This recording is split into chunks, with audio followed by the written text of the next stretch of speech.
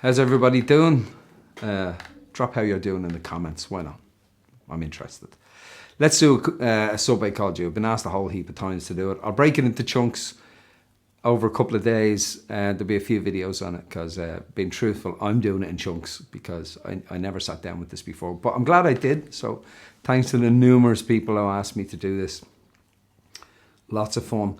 I'm using a little bit of chorus on this. I use an old Zoom thing. People always ask me, what are you using? What effects are you using? Expecting like maybe some sort of exotica, but just an old Zoom 506. On this occasion, it's a 708. Anyway, let's get stuck in, all right?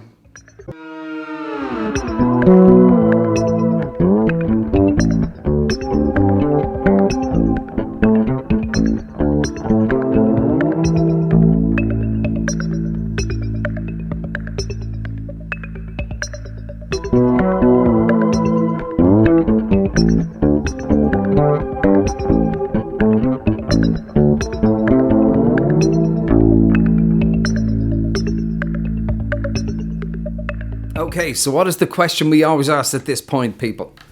We always ask, what is he doing? Well, look, there's a certain amount of detective work because obviously we've no video that I know of. If you have video, link it below. I'd love to see it. But so we're into detective work to try to figure out what Mick Karn was doing here. And it's a real pity, actually, that this thing with Gary Numan didn't work out maybe as good as it could, because for me, Karn brought Numan somewhere up, elevated him really, and Numan was a kind of, for me, was a natural alternative to Japan. So though some people say not as good. That's up to you. All right, so this is going to cause a big argument in the comments. All right, so what's he doing? Well, we're going to start on the 9th fret of the D string with your index finger, and then with your little finger or your third. I've small hands, so I use my little finger. The 11th fret of the G. So the first two notes you hear are like inchworms, and then back to the first note. So it's okay. So D string, G string, D string. Now this whole shape, you're going to slide this down in one go to the exact same shape, but this time your index finger is on the 7th and your little finger is on the 9th. And you play a chord to those two notes together. So, you know, you don't, like, if you bring them down, they'll stay ringing and you get a chord. I'm not saying you play a chord like that. So it's like, all right. Okay, now here's where it gets interesting. We're going to do the slide up. You're going to the same place, but you decided to slide. So let's go from the 5th, right? That's not quite as much. So it's the 6th to the 7th with your index finger on the D. And then back to the 9th fret on the G with your little finger. And back to the 7th on the G again. So from the top, right? They should be ringing together. That's where we are, right? So now he was already there. You could go, you know, you could stay where you were, but he slid. Okay, and here's where it gets interesting. So it's open G, open A, and open D. Now this is part of what makes his stuff so interesting. You'd never think of doing that, would you? Right?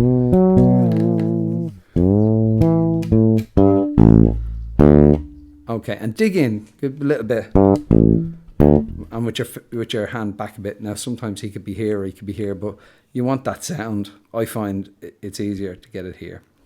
And you don't need a wall to get close. I think these might even be single coils. So what I do is I roll the neck off. So from the top again, I know I'm repeating myself, but here, look.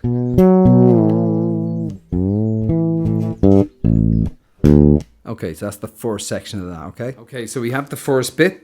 Sorry, this cable. Must get a longer cable for that. So I have this bit.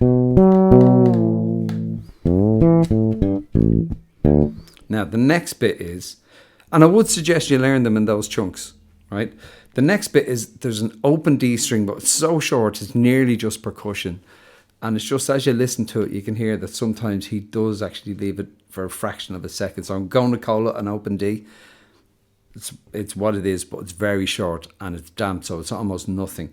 So open D to the 5th fret on the D to the 7th fret on the G. So what it sounds like is this. Right, but what it is slow is.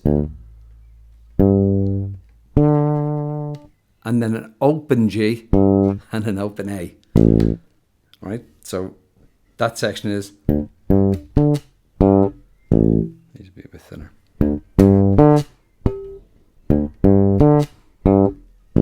Okay, so where that fits in the total is.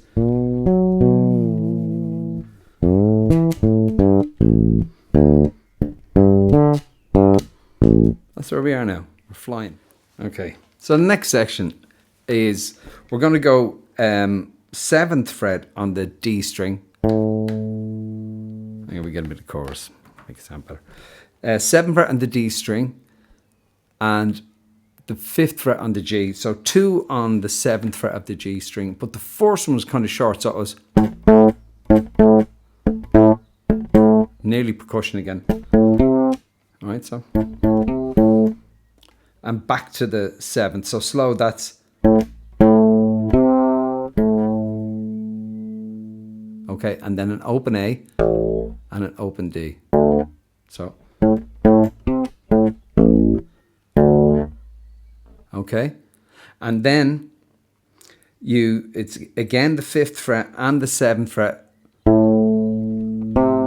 And back to the 5th fret. So 5th fret on, 7th fret on the D, 5th fret on the G, back to the 7th fret on the D, and you get.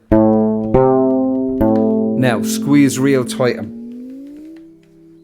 and slide that shape up till your 3rd finger is on the 14th fret and your index finger is on the 12th fret of the G. So 14th fret of the D and 12th fret of the G.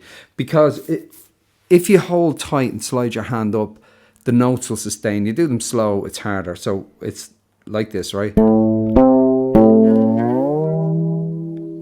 Okay, it's the same shape. But when you do it fast, the notes don't die out as quick, obviously. So it's like, they didn't die. So that section is.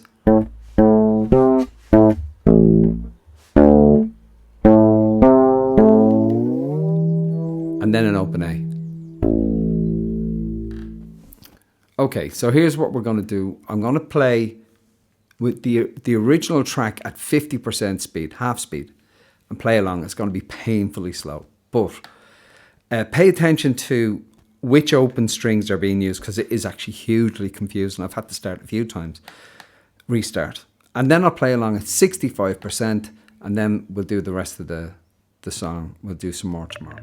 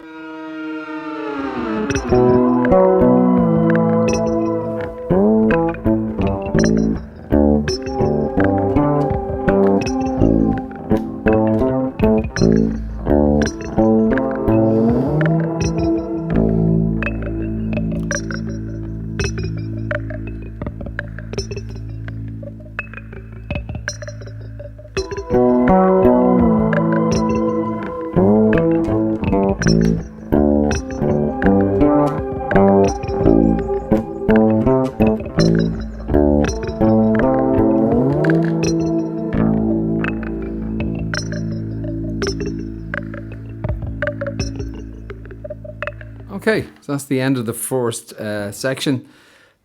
Hopefully the next parts won't be too painful, and catch you on the flip.